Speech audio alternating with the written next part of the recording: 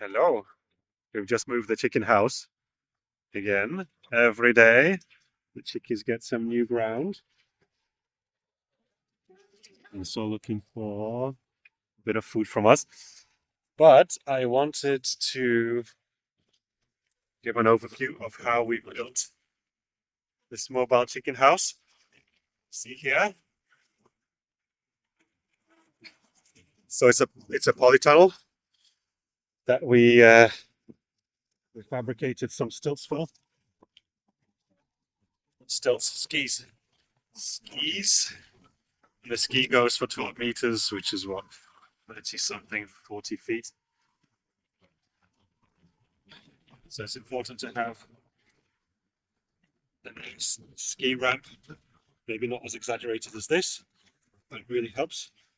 Also, to tie the chains quite low down.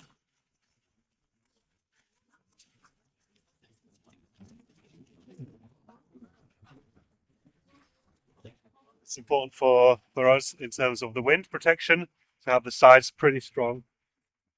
It could be a bit stronger. The sliding doors and two tops on there, and ventilation for the side with curtains that can roll down in the winter or big rainfall or whatever.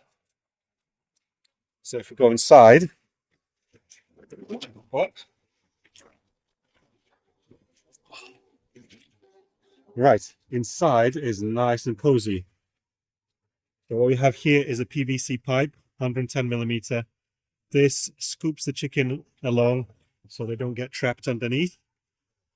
It works really well. They have the feeders in here hanging up from the roof trusses or whatever. They have the waterers, the bell waterers, and puts in some more bracing in there. So this is how I've attached the skis. So the skis are, hello girl. Yeah, the skis are actually now bolted. That was the idea originally, so we can take it apart and move it. They're bolted together, so they're 2 or 3 meter long cuboid tubes, square tubes, galvanized. And then what I've done is I've put the polytunnel legs, whatever the hoops, and I welded this another bit of tube onto here, and then that is bolted in. Made a hole, bolted that in through there, so that means it's not going to come off. There is a timber rail here that attaches the skin plus the top. The green top is the only one we can get here. So then this is the middle section, which is the nest box, which we are having replaced. The guy designed it with us, and we're having it replaced to a better system. But this is on an A-frame, also on skis by themselves. You can see there. It's on a little bit of a smaller ski, I think because I ran out of material. And then this is also chained up. So all the four corners of the ski here and to there are chained up to the corners. So this means this middle section doesn't move. And it doesn't move inside here. So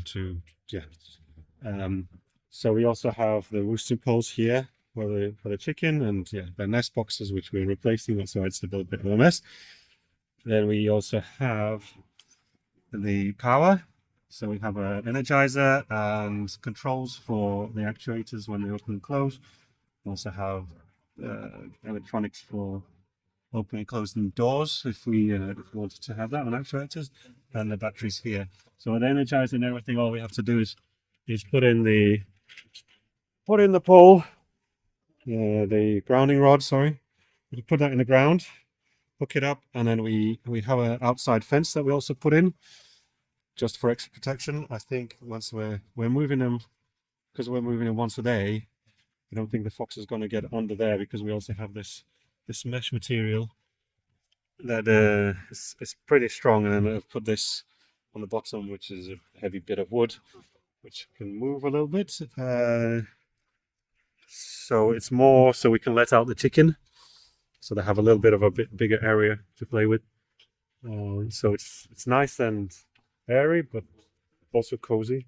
There's nothing, not too much of a stressor for the hens. The environment is nice and cool in the summer, nice and warm in the winter. They also have eggshells, shells, mustard shells, oyster shells here. And that's about it. So they're going to be here just for this afternoon because this was an old bit of ground that the cows were on, and they tore it up a bit already. So we're going to move them on tomorrow morning, and this is today afternoon. So I'll just show you how the fence looks all the way around, and when the chickens come out. Hello again. Now the fence is in. So here, if we wanted to have them outside on an area that we're not going to get to with the turn of the chicken, come out this way a bit more, just to give you the front view. So here I've joined two bits of, I think it's larch, together because we do have one that was 6 meters, 6 times 18 feet, 20 feet. So join them with 2 bolts. They're extremely strong. So that goes straight from the skis there and there, and then goes to center and to be pulled by the tractor. And they have a 35 horsepower tractor. That's all that's needed in dry conditions like this. Doesn't even have proper agricultural tires, so it's really good. It's really light. You pull the whole thing, and then if that doesn't work, we have a much bigger one to do that. So just a little look in the back. What happened yesterday was where they were. So you can probably see there's a line here. So we actually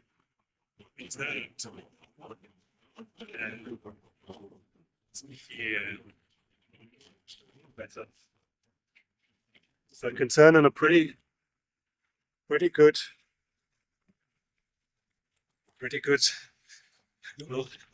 radius. So here, maybe you can see. So we come down there, come down here, and then there was a first turn, 1.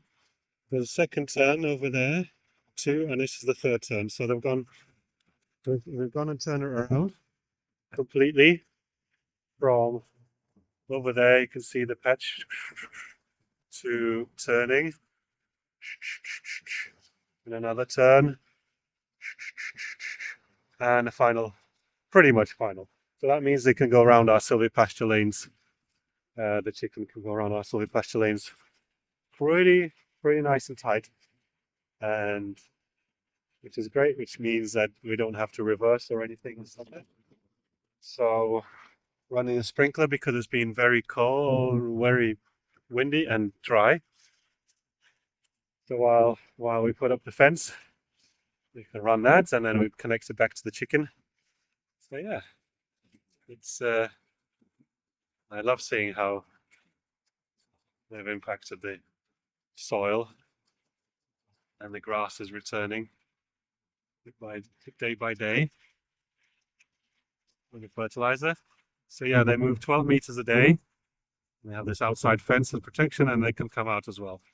So if I was to put them out tonight, I would open up the doors on the other side so they don't get all this wind in them from the west. Yeah, that's an overview of the chicken house.